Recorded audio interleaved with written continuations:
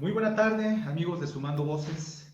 En este lunes 8 de febrero, su servidor y amigo Luis Enrique Sosa, a nombre del productor y director general de Sumando Voces, Sergio Juárez, le damos la más cordial bienvenida a esta sesión que hemos reservado para el día de hoy, y en el cual vamos a abordar un tema que nos interesa a todos, que todos de alguna u otra forma estamos relacionados con todo esto, y que se trata del tema de contratos.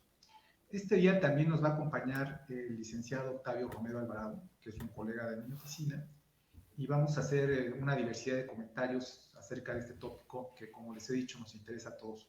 Muy buena noche, Octavio.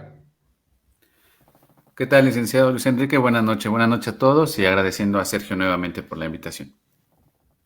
Muy bien.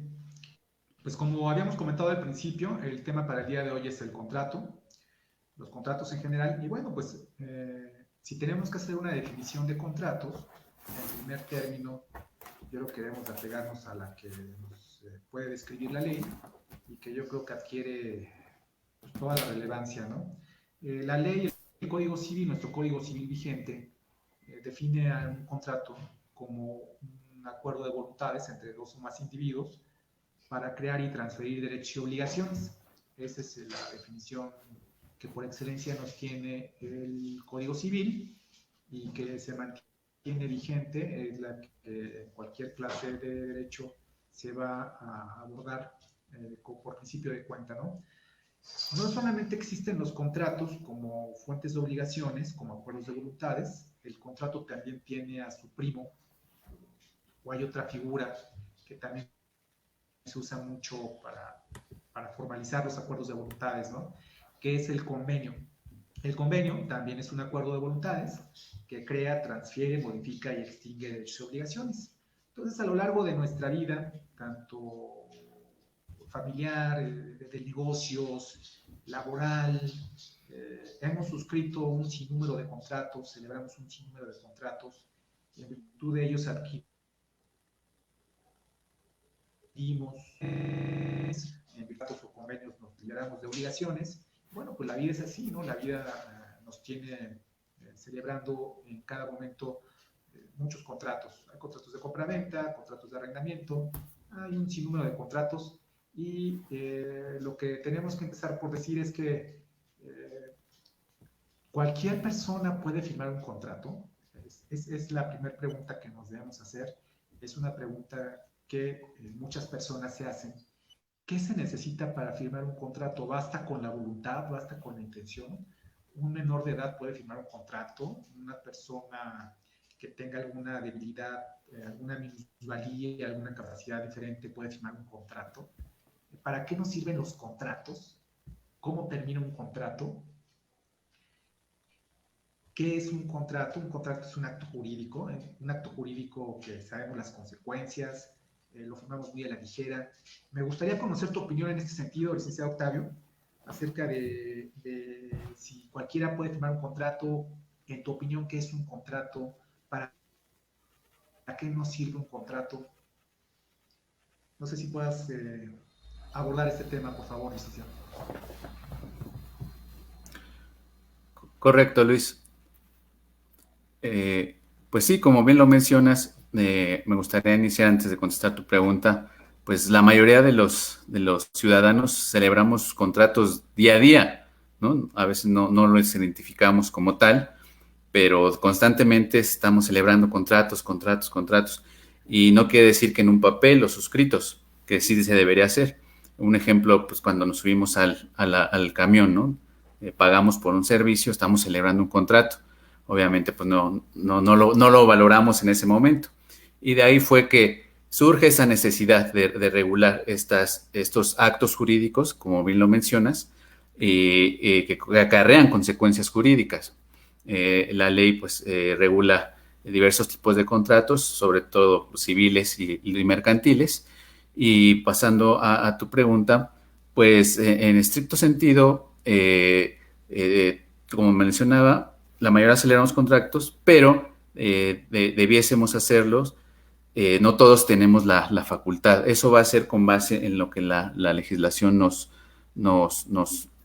impone. estamos hablando de ciertos requisitos, ¿no? Requisitos de existencia, requisitos de validez para que un contrato surta plenamente su eficacia, sus efectos jurídicos, sobre todo oponibles ante terceros. No, sería respondiendo a tu pregunta.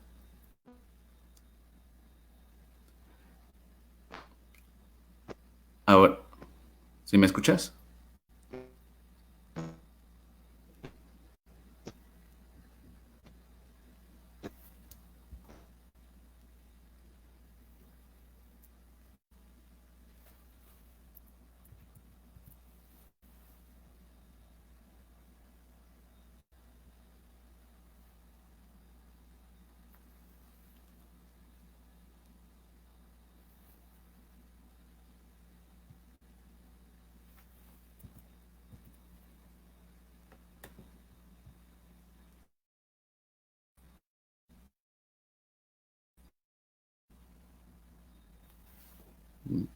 No escucho nada.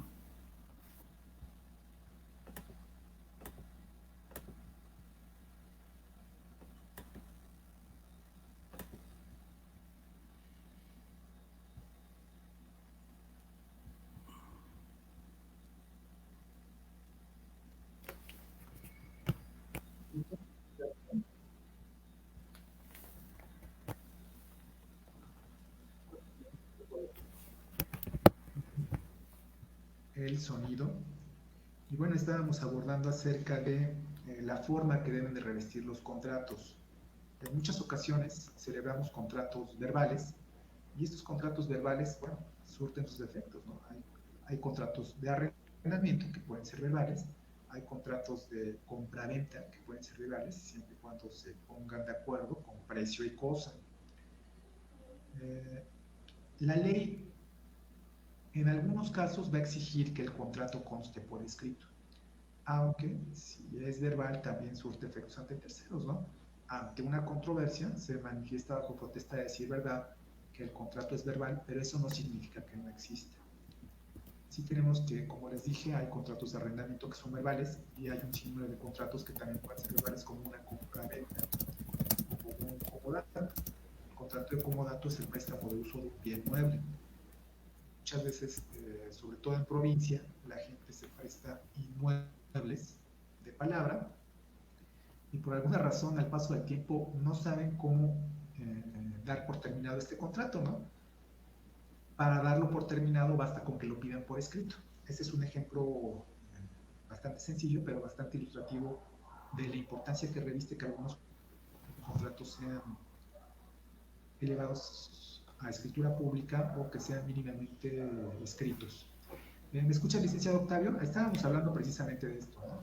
¿Qué tipos de contratos, con qué otros tipos de contratos nos encontramos en el ejercicio profesional que son verbales?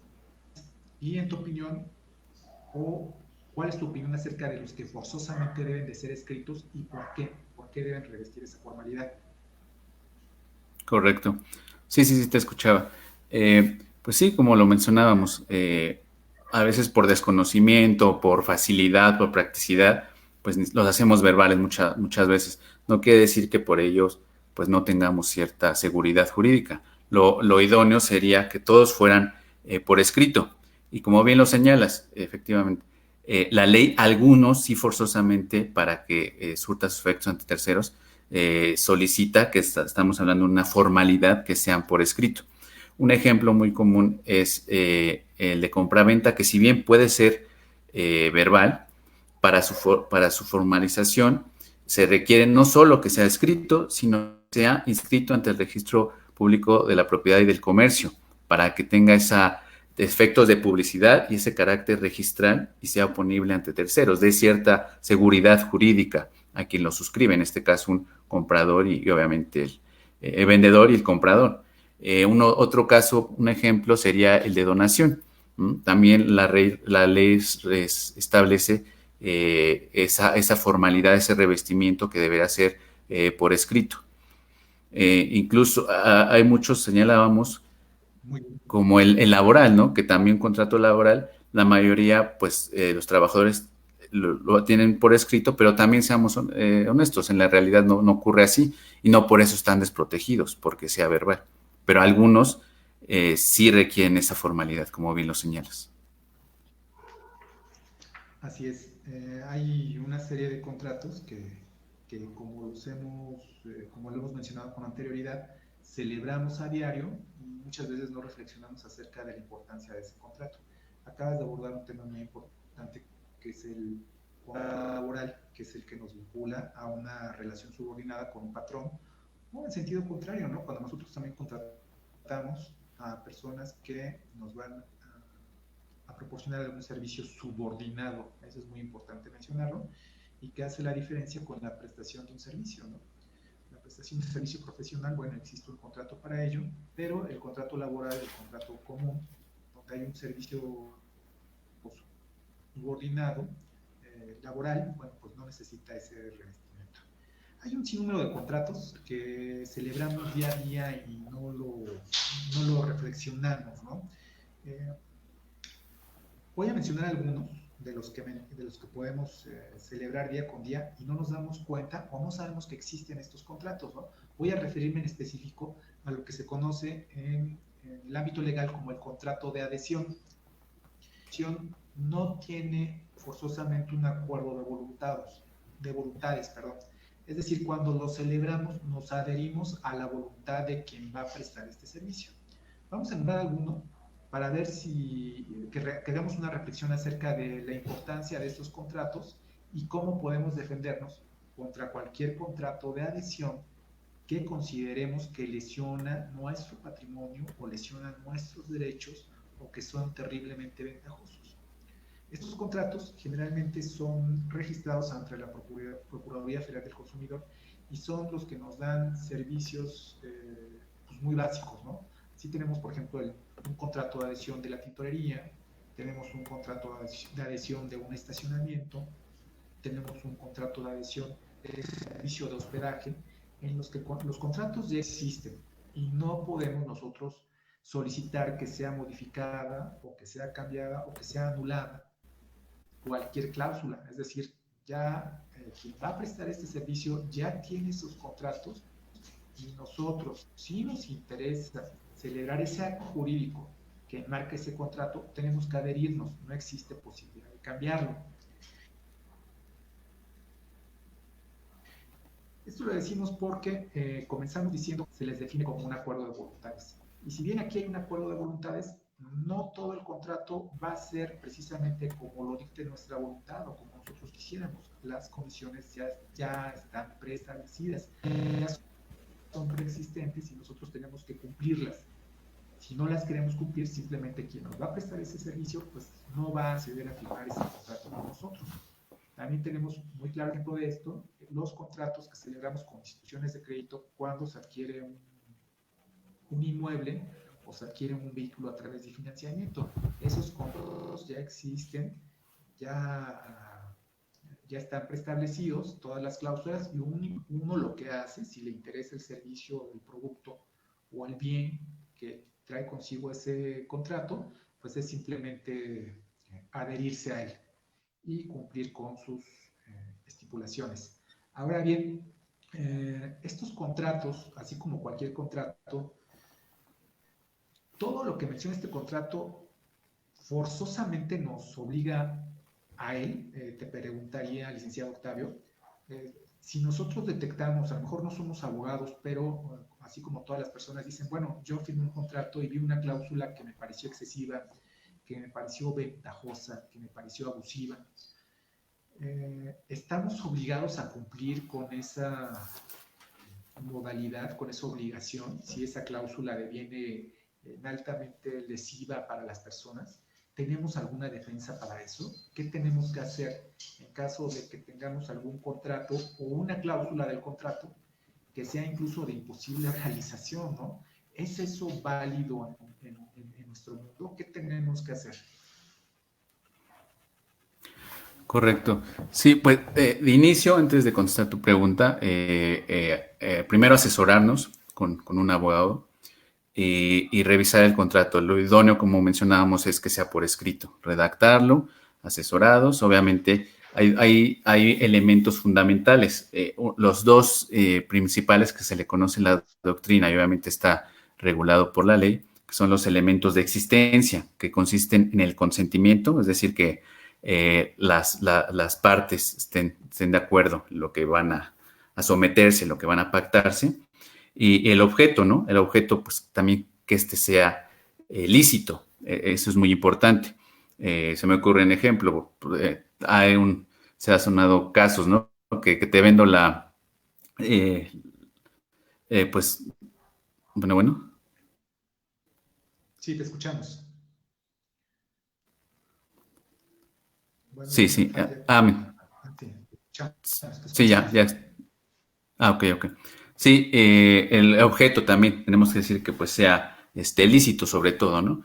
Y los elementos de validez que también tenemos que tomar muy en cuenta, que es la capacidad, quién lo suscribió, ¿no? Les tenemos la capacidad de goce y de ejercicio. Entonces, quien lo suscribe tiene que estar apto. Señalo estos elementos para contestar tu pregunta. Como lo mencionaba, el consentimiento y la forma, la formalidad, si es que la requiere el contrato del que se trate también. Con base en ello, podríamos determinadamente nulificar el contrato, ¿sí? Porque también hablamos de que no existan en ese consentimiento los vicios del consentimiento. ¿A qué me refiero con esto? Que no haya error, que no exista dolo, ¿no? De parte de quien lo suscribe para poder ser acorde a las necesidades de quien lo suscribe, y una vez ello, sí se podría nulificar un contrato si no se encuentra con los elementos, o si hubo, como mencionaba, un dolo, una mala fe, ¿no? De alguno sobre todo, pues, del vendedor, ¿no? En muchos casos. Entonces, atendiendo a ello, sí no estamos en estado de indefensión. Ahora que lo abordas, Octavio, hay un aspecto muy importante que quisiera abordar en este momento y que se refiere al consentimiento. En muchas ocasiones, incluso sale en los medios de comunicación, que personas son obligadas a firmar contratos de compraventa de inmuebles mediante la violencia. Obviamente se trata de amenazas de muerte y no les queda de otra pues que firmar esos contratos pues, porque los pueden asesinar a ellos o a sus familias. Y pues lo terminan haciendo. Eh, ¿Se puede hacer algo ahí? O sea, el consentimiento fue pleno de estas personas. Obviamente no es pleno, ¿no? Este contrato puede surtir efectos ante terceros. Ahora, no solamente las amenazas mortales producen estos efectos. Hay violencia mil naturalezas, ¿no? Pero cuando el consentimiento no es expresado eh, totalmente de una forma indubitable, ese contrato puede surtir efectos. ¿Qué tiene que hacer una persona cuando el consentimiento le fue arrancado o mediante violencia? ¿Qué tendría que hacer? Efectivamente, sí sucede en la realidad, lamentablemente, que se ven coercionados, ¿no? Incluso a veces pues, hasta la vida depende de ello, lamentablemente. En unos casos la violencia, como dices, pues en el momento sí aparece la firma de quien suscribe, se aparece hacen ello, y sea, primero, pues si se trata de un delito, la carpeta de investigación correspondiente, pero en términos ya sea civiles o mercantiles, pues tratar de nulificar ese contrato. Obviamente, probando, ¿no? Que se actuó, la manifestación de mi voluntad se hizo, pero a través de un vicio, ¿no? Bueno, en este caso, como mencionas, de una violencia, que yo no estaba actuando, mi conducta la estaba exteriorizando, coercionado, presionado. Con base en ello, pues habrá que acreditar y demostrarle al juez por qué mi Si conducta ese la tema tomé del así. consentimiento, muy bien, muy bien. Eso es importante señalarlo porque entonces tenemos que el elemento del consentimiento, como un requisito de existencia del acto jurídico, pues es muy importante para que ese contrato tenga vigencia y que sea oponible ante terceros y que surta plenamente.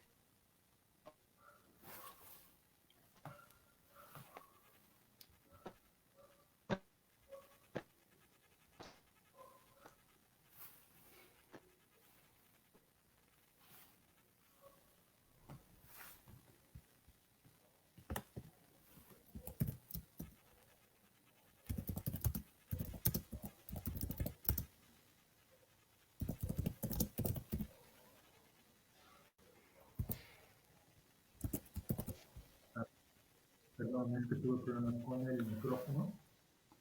Eh, Me estaba comentando que los contratos deben de facilitarnos nuestra vida profesional, nuestra vida de negocio, nuestra vida de la producción de servicios. Así como tenemos unos contratos muy simples, como el de la venta, como la reunión, el de trabajo, también hay otros contratos que implican ¿no? ¿No? Que es muy usado por todos nosotros, que es el contrato de seguro. Hay contratos de intermediación financiera, contratos de arrendamiento financiero, contratos de asociación en participación, las sociedades mercantiles, ¿no? Este tipo de contrato pues ya se va haciendo más complejo, ¿no? Ya se va haciendo más complejo, ya implica la intervención de personas verdaderamente preparadas para poder entenderlo y para poder obligarse en términos de él. Los contratos implican un gasto, todos los contratos son onerosos, hay contratos a título gratuito, es también una pregunta que se hace mucho las personas. Generalmente en todos los contratos tenemos una serie de contraprestaciones económicas, lo que nos llevaría a pensar que en los contratos hay algún beneficio para alguna de las partes contratantes. Sin embargo, también hay contratos que pueden ser a título gratuito. No sé si nos puedes hablar de alguno de ellos, licenciado Octavio, y dándose de contratos a título gratuito, si siguen la misma suerte en cuanto a su terminación como cualquier contrato o requieren de algún método o forma especial para que concluir. Se me ocurre que pues, el título gratuito del cual podemos hablar y del cual puede ser muy recurrido, pues es el contrato de donación, que si bien es el enriquecimiento de uno en perjuicio de otro, bueno, a lo mejor es a título gratuito, pero también implica una serie de pagos de impuestos que sí puede ser alta. La cesión de derechos a título gratuito. ¿Podrías hablar un poco de esto, licenciado? Se me perdió un poco el audio. Lo que te entendí, José Luis, fue de los diversos tipos de contratos, ¿no? que existen. Y la cesión de derechos De los mencionabas y la contratos donación, a pero no, la verdad no título... entendí tu pregunta. Sí, estábamos hablando de los contratos a título gratuito y los contratos onerosos. ¿Sí me escuchaste? No sé, se está perdiendo Creo que tenemos un poco de problemas con... Sí, me con el escuchas. audio. Estábamos hablando de contratos a Te título escucho. gratuito y a título oneroso. Creo que hay un poco de dificultad para que nos podamos comunicar. Bueno, estamos hablando de los contratos a título gratuito y a título oneroso. Generalmente, como lo habíamos mencionado con anterioridad, pensamos que todos los contratos tienen una serie de contraprestaciones, pero no siempre es así. Hay contratos que se celebran a título gratuito y que no generan ningún beneficio para quien los otorga. En este caso tenemos el contrato de donación, como el que había hablado el licenciado Octavio Romero al principio, y podemos hablar también de algunos tipos de cesiones de derechos, ¿no? Que pueden ser a título gratuito. No necesariamente va a haber un beneficio para quien otorga su consentimiento en este tipo de actos jurídicos. ¿Me escuchas, licenciado Octavio?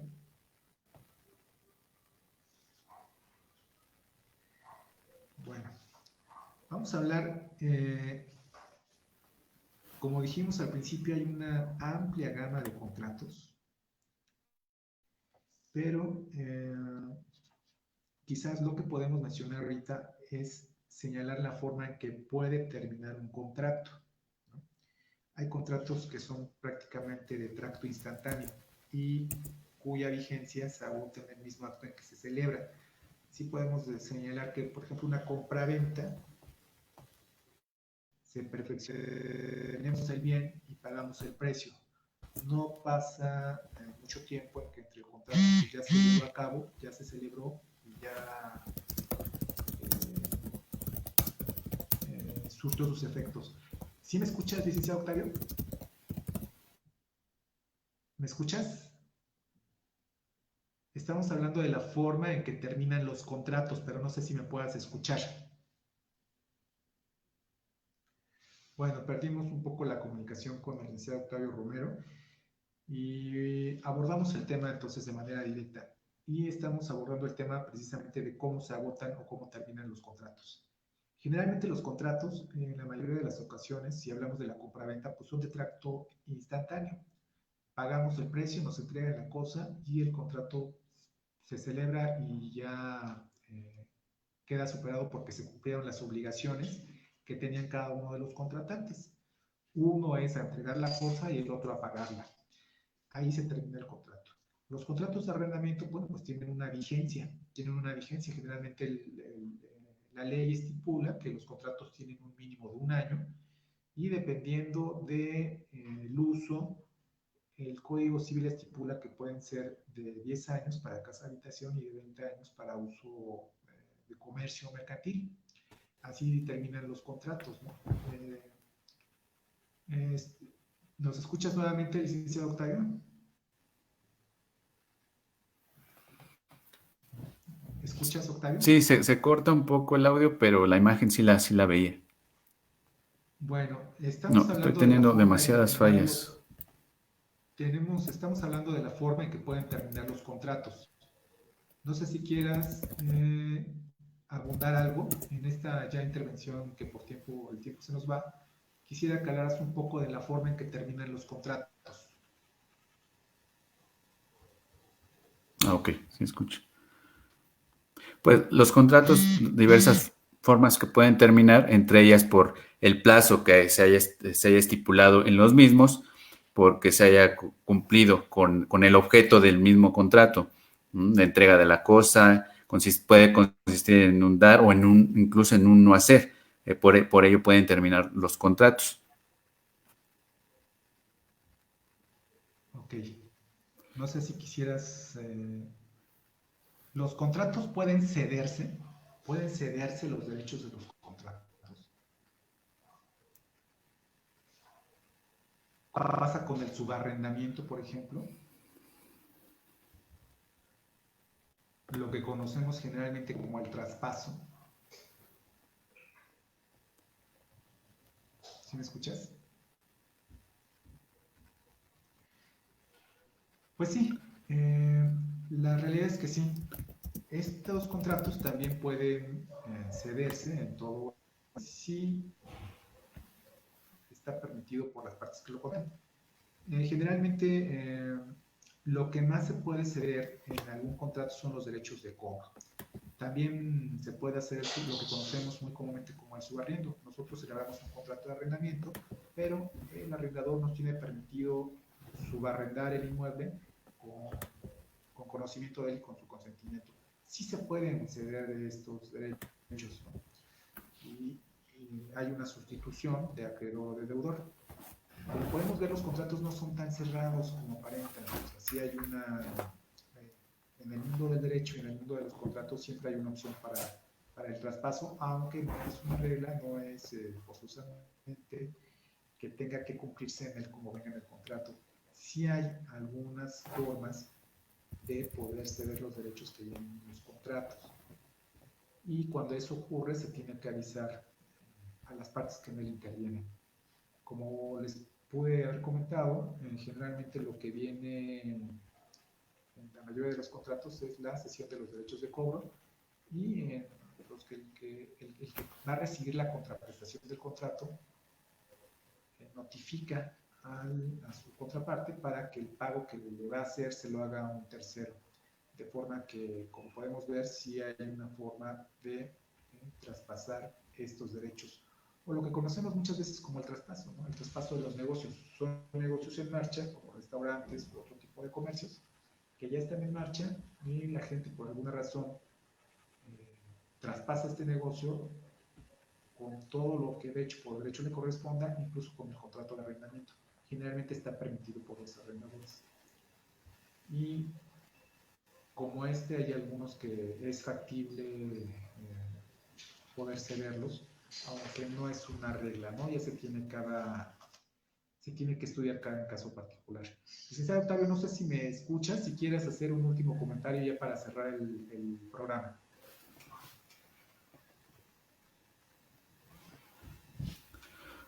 Bueno, me ofrece una disculpa porque se está cortando mucho, te alcanzaba a extender, pero rápido. Pues lo que recomiendo es que lo hagan por escrito, porque todos, insisto, todos día a día estamos celebrando contratos, que lo hagamos por escrito en la medida de lo posible y asesorándonos, ¿no?